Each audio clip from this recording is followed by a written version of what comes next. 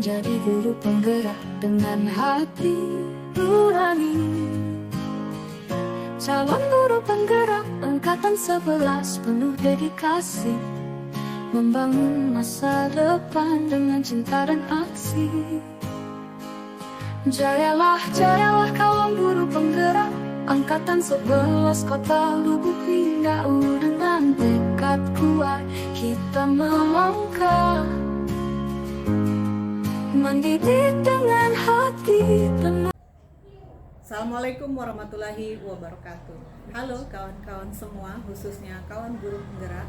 Pada saat ini saya akan melaksanakan kegiatan pra-observasi sebagai aksi nyata modul 2.3 coaching untuk supervisi akademik. Pada kegiatan ini saya sudah ditemani rekan saya, Ibu Anandia Triwidiasari, Sarjana Pendidikan. Beliau adalah guru mata pelajaran pendidikan Pancasila. Bu Anandia ini akan menjadi objek pengamatan saya nanti di kelas. Langsung saja kita mulai kegiatan pra-observasinya. Assalamualaikum Ibu Anandia. Waalaikumsalam. Iya, Ibu apa kabarnya hari ini? Alhamdulillah. Sehat ya Bu? Sehat. Baik Ibu, pada kegiatan kali ini kita akan melaksanakan kegiatan pra-observasi dengan tujuan agar nanti ketika Ibu Anandia masuk ke kelas yang saya observasi nantinya lebih siap, lebih percaya diri dan lebih siap lagi terkait dengan hal-hal yang kita bahas nanti gitu. Nah Bu Anandia, dalam kegiatan pra-observasi ini ya ada beberapa pertanyaan yang akan saya ajukan kepada Bu Anandia. Boleh Bu? Boleh Bu. Ya, terima kasih Bu ya. Baik Ibu, terkait pembelajaran nanti di kelas yang akan saya observasi gitu, tujuan pembelajaran seperti apa yang akan Ibu capai? Ada dua Bu ya. Ada dua ya. Yang pertama melalui literasi dari berbagai sumber. Ya. Jadi peserta didik itu akan mencari literasi secara mandiri, Ya. agar mereka dapat mengidentifikasi sejarah latar belakang kelahiran Pancasila. Yang kedua melalui tayangan video, saya akan menayangkan sebuah video. Jadi peserta didik itu menganalisis dari video tersebut kronologis lahirnya Pancasila. Ya, baik. Berarti nanti ada dua tujuan pembelajaran ya Bu ya. Yang pertama itu tadi disampaikan literasi dari berbagai sumber, kemudian adanya tayangan video ya Bu ya. Oke. Kemudian Bu Anandia itu materinya apa ya? Materi yang akan saya sampaikan itu tentang sejarah kelahiran Pancasila. Sejarah kelahiran Pancasila. Baik. Nah untuk area pengembangannya itu nanti apa yang dikembangkan dari siswa kira-kira Bu? Saya akan rencananya akan mengembangkan keterampilan analisis siswa. Jadi dari mereka yang mencari literasi sendiri secara mandiri, saya ingin siswa itu secara mandiri mencari informasi sendiri melalui literasi yang tersedia yang akan saya sediakan.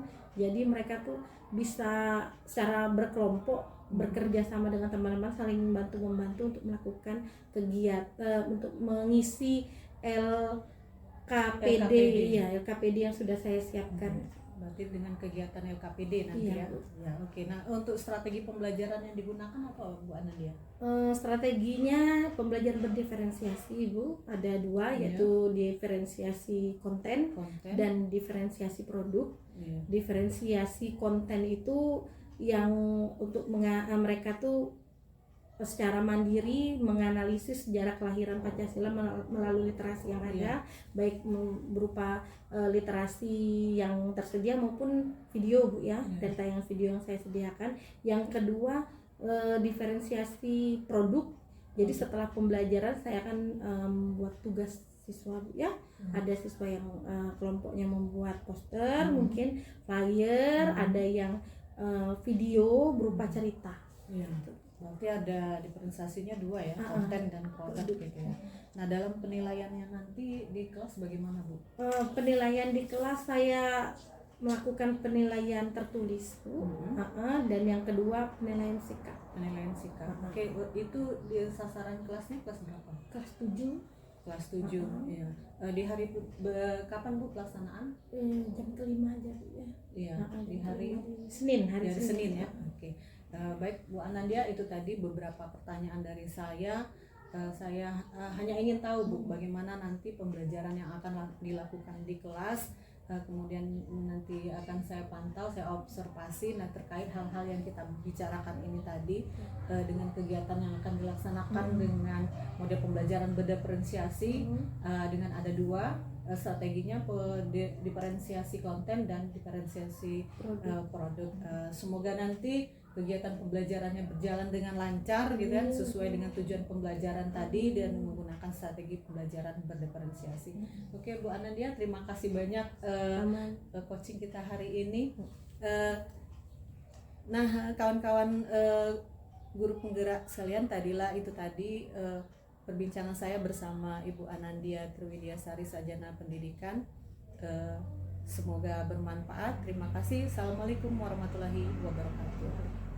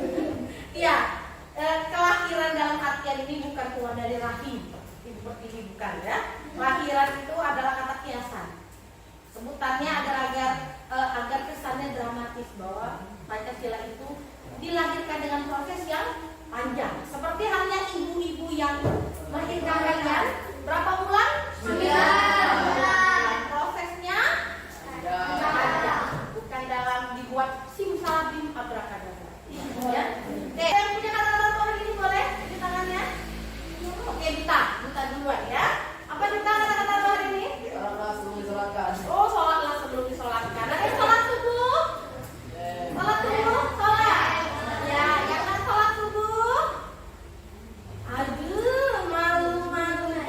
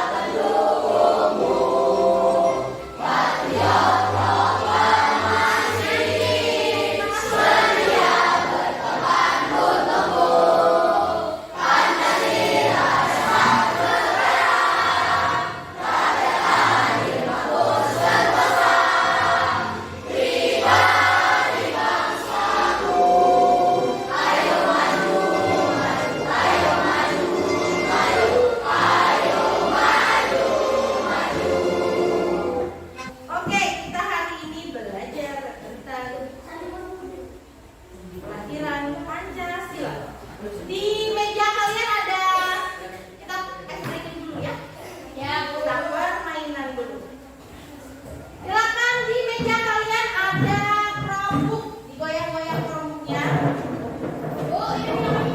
Kenapa? Oh, udah mulai ya? Apa? Nanti dipindahkan. Ya. Kita permainan ya. Dikerjakan bareng-bareng. Mulai dimulai, yang mulai itu touchscreen. Touchscreen layarnya bisa disentuh. Layarnya bisa disentuh. Oke, silakan diurutkan.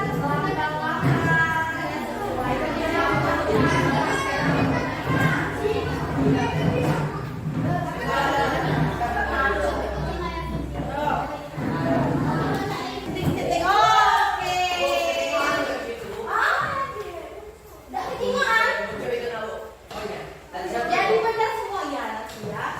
Itu jadi benar semua ya. Kelompok 1, kelompok 2, kelompok 3 ada yang salah? Jadi sekarang kita nanya, yang di sini lambang apa? Kepala banteng. Kepala banteng itu melambangkan sila ke? Yang benar. Yang keempat. Apa bunyinya?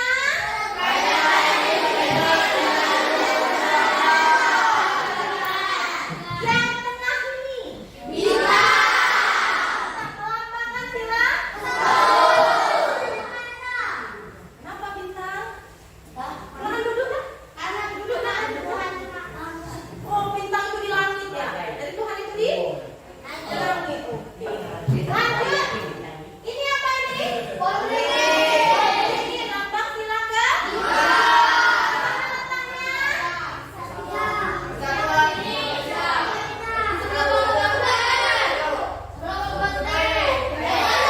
Tidak ada kiri Garuda. Lanjut, ini dulu. Rantai bulat dan petak ini adanya di bawah bintang. Ini. Padi dan kapas. Lanjut. Oke, satu salut.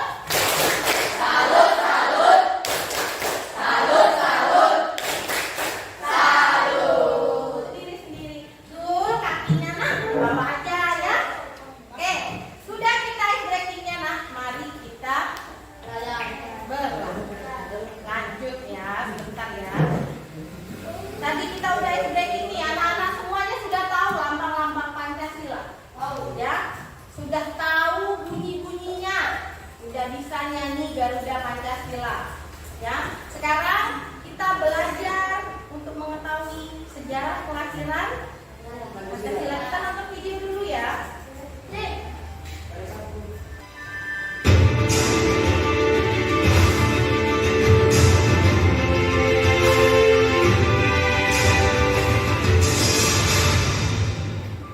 Tanggal 1 Juni sangat penting bagi bangsa Indonesia karena itu adalah hari lahir Pancasila, dasar negara kita.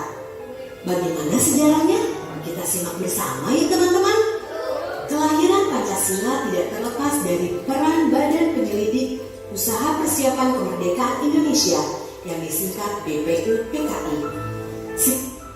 Bidang pertama BPUPKI tanggal 29 Mei sampai 1 Juni 1945 bertujuan merumuskan dasar filsafat dan bentuk negara Indonesia merdeka. Saat itu ada 3 tokoh yang menawarkan konsep dasar negara Indonesia. Mereka adalah Muhammad Yamin, Supomo, dan Soekarno. Dalam pidato Soekarno tanggal 1 Juni 1945 disampaikan dasar negara Indonesia yang meliputi 1. Kebangsaan Indonesia, 2. Internasionalisme atau pri-kemanusiaan, 3. Mufakat atau demokrasi, 4. Kesejahteraan sosial, dan 5. Ketuhanan yang Maha Esa. Saya namakan ini atas petunjuk seorang teman kita ahli bahasa. Namanya ialah Pancasila. Sila artinya asas atau dasar, dan di atas kelima dasar itulah kita mendirikan negara Indonesia, kekal dan abadi. Demikian kata Soekarno. Sidang BPUPKI pun berakhir dan belum menghasilkan keputusan mengenai dasar negara. Perumusan dasar negara kemudian dibahas lebih mendalam oleh panitia yang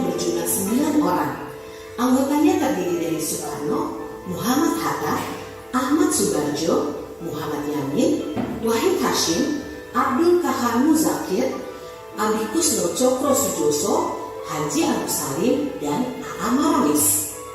Pada 22 Juni 1945, Panitia 9 menyelesaikan suatu rumusan yang disebut Piagam Jakarta.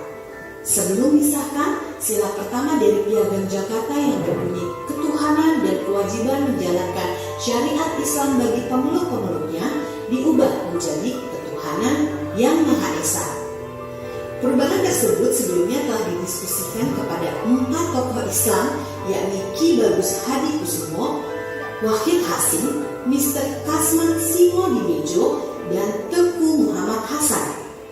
Tanggal 18 Agustus 1945, Panitia Persiapan Kemerdekaan Indonesia mensahkan Undang-Undang Dasar 1945, termasuk Pancasila sebagai dasar negara yang terdapat dalam bagian pembukaan dengan bentuk yang kita kenal sekarang.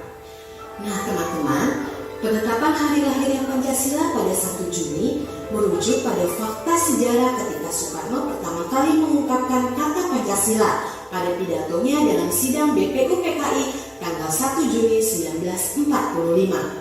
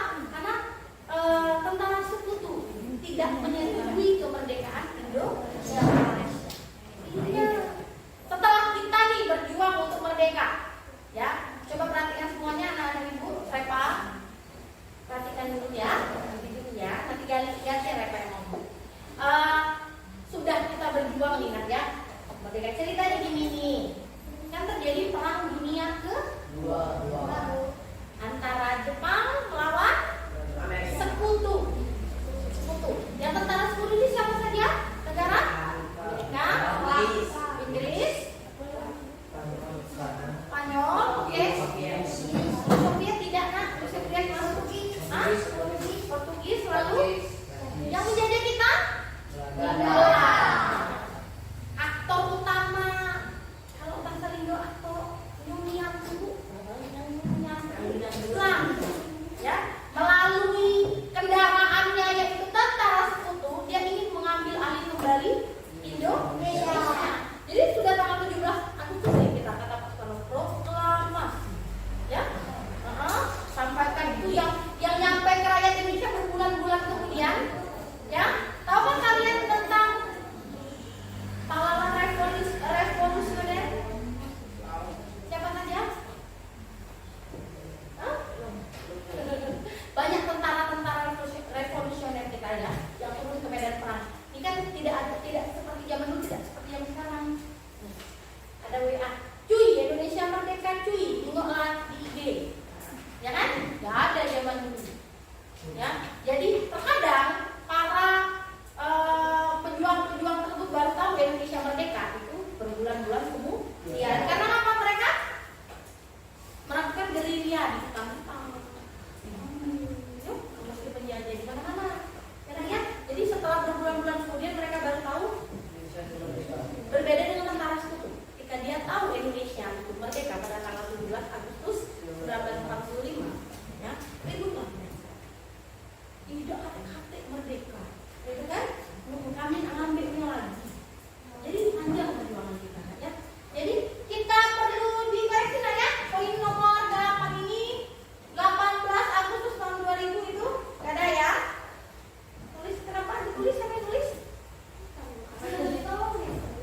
Koreksi dulu ya. Oke, ada yang mau ditanyakan lagi? Ini hasil temuan, hasil pengamatan. Kan ibu suruh kalian mengamati. Ini hasil pengamatan dari kelompok 3. Sudah boleh ditutup nak kalau tidak ada pertanyaan? Ditutup dulu, gimana bukunya? Assalamualaikum warahmatullahi wabarakatuh. Waalaikumsalam.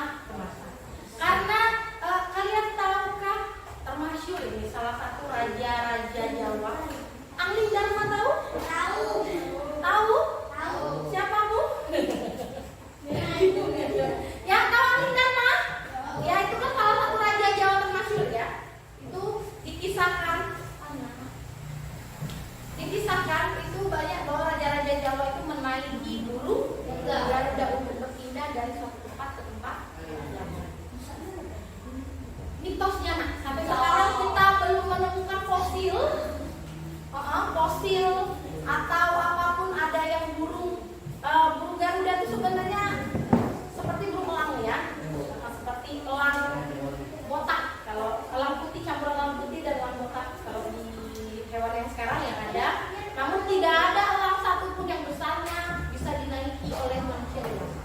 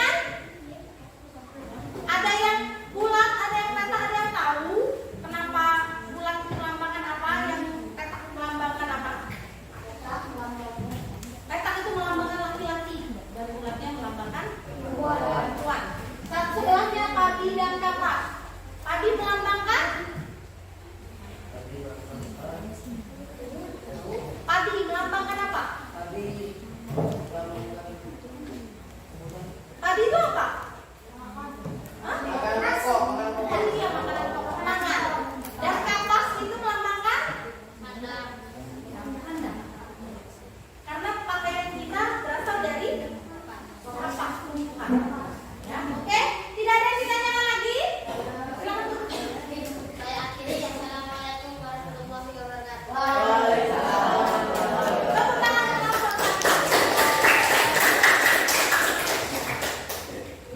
Oke, sudah semua ya. Dari pengamatan kita tentang burung Garuda ini, ikutannya sekarang apa?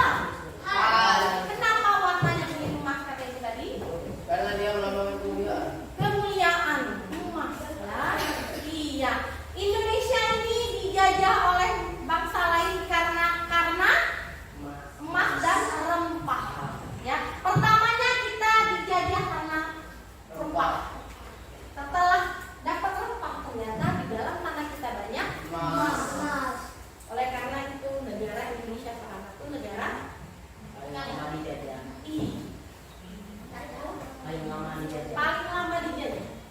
Negara-negara lain itu dijajahnya karena Indonesia ini besar ya. Kita terdiri dari berapa kepulauan besar? Kalimantan, Sumatera, Jawa, Papua, Sulawesi. Bali itu kecil, masuk pulau kecil. Kita terdiri dari 5 pulau besar yang semua itu kalau disatukan. Dan 5 pulau itu pun kita dijajah dengan negara bangsa yang berbeda-beda. Ada yang seperti Indonesia bagian timur itu rata-rata dijajah oleh negara Eropa. Seperti apa? Belanda tuh Indonesia bagian barat rata-rata. Portugis, Portugal, apa lagi? Spanyol pernah menjajah Indonesia. Dan Prancis pernah menjajah Indonesia. Walaupun hanya sebentar, silakan dicari di rumah. Prancis pernah menjajah kita di kota apa atau provinsi apa? Silakan dicari. Halo. Kenapa nolehnya ke kanan? Kenapa tidak nolehnya ke depan aja, Bu? Kenapa tidak ke kiri? Kenapa? Dari zaman agama ada di Indonesia, ya, di Nusantara ini, kanan itu selalu melambangkan kebenaran.